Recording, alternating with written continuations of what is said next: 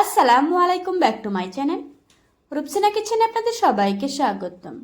আমার আজকের রেসিপি হচ্ছে আলু পুরি। ঘরে থাকা অল্প কিছু উপকরণ দিয়ে খুব সহজেই তৈরি করে নিতে পারবেন। এই নাস্তাটা বড় থেকে ছোট সবাই অনেক বেশি পছন্দ করবে। চলুন তাহলে রেসিপিটা দেখে নেওয়া যাক। প্রথমে একটা বাটিতে নিয়ে নিচ্ছি 1.5 কাপ ময়দা। আপনার চাইলে ময়দার পরিবর্তে আটাও নিতে পারবেন। দিয়ে দিচ্ছি 2 টেবিল চামচ তেল। এবার আমি সবগুলো উপকরণ খুব ভালোভাবে মিশিয়ে নেব। কিছুক্ষণ মেশানোর পর এভাবে মোট করলে যদি দলা পেকে যায় তাহলে বুঝতে হবে আপনার মাখানোটা হয়ে গিয়েছে। এবার অল্প অল্প পানি দিয়ে একটা ডো তৈরি করে নেব। পানিটা একবারে দেওয়া যাবে না, অল্প অল্প দিতে হবে আর মেশাতে হবে। এই ডোটা এত বেশি শক্ত হবে না, আবার এত বেশি নরমও হবে না। নর্মালি রুটি পরোটার জন্য আমরা যেরকম ডো তৈরি করে থাকি ঠিক সেরকম একটা ডো তৈরি করতে হবে। আমার ডোটা তৈরি করা হয়ে গিয়েছে।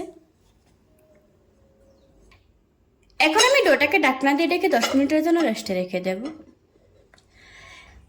অন্য একটা বাটিতে নিয়ে নিচ্ছি আগে থেকে ম্যাশ করে রাখা 2টো আলু। দিয়ে দিচ্ছি 2 থেকে 3টার মতো কাঁচামরিচ কুচি। দিচ্ছি 2 টেবিল চামচ পেঁয়াজ বেরেস্তা। দিয়ে দিচ্ছি কিছু ধনেপাতা কুচি। দিচ্ছি স্বাদ মতো লবণ। দিচ্ছি 1/2 চা চামচ চাট মশলা। এখন এগুলিকে ভালোভাবে মিশিয়ে নেব। তারপর আলুর সাথে মশলাগুলি ভালোভাবে মিশিয়ে নিচ্ছি। মেশানো হয়ে গিয়েছে। এখন এটাকে একটা সাইডে রেখে দেব। ফিরে এলাম 10 মিনিট পর। ডোটাকে আরো কিছুক্ষণ সময় নিয়ে মতে নেব। এবার আমি ছোট ছোট লেচি কেটে নেব।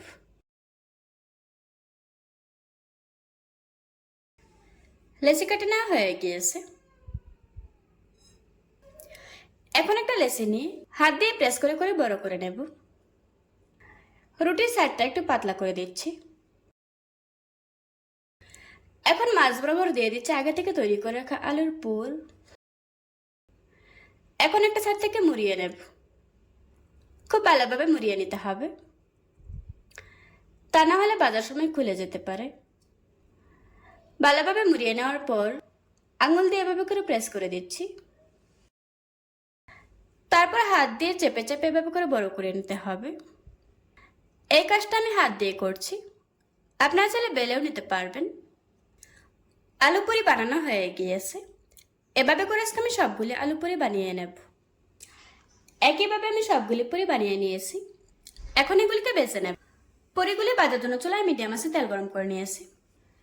এবার আমি গরম তেলের উপর পুরিগুলি দিয়ে দেব।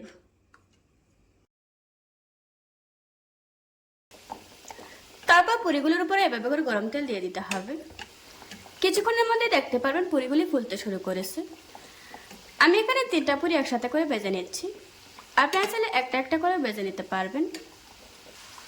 এখন আমি উল্টিয়ে পাল্টিয়ে পুরিগুলিকে খুব ভালোভাবে ভেজে নেব।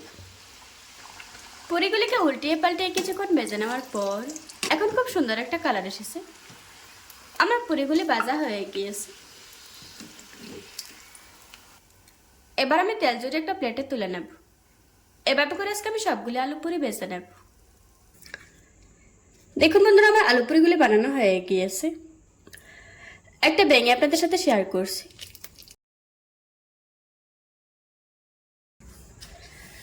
আশা করছি আজকের এই সহজ রেসিপিটা আপনাদের কাছে ভালো লাগবে। ভালো লাগলে আমার চ্যানেলটা সাবস্ক্রাইব করে পাশে থাকা বেল বাটনটি অন করে রাখবেন। আবারও কথা হচ্ছে নতুন কোনো ভিডিওতে। ততক্ষণ সুস্থ থাকুন, ভালো থাকবেন। আল্লাহ হাফেজ।